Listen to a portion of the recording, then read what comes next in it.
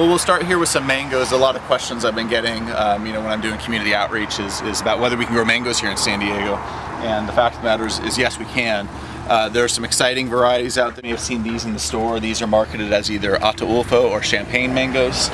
As far as I know, I think I'm one of the first people in San Diego to be fruiting this variety. You can see I'm letting it set probably a few too many fruit for being as young as it is.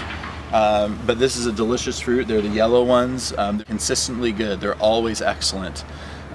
Versus some of the other varieties that you get at the store, the big ones with the red and the sort of the red greenish blush. Those ones are all for appearance for the most part.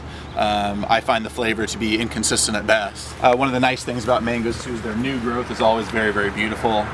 You can see it's red, and if you could touch or feel this, it's like a very soft, like latex rubber almost. So it's a really beautiful, tree when it grows out.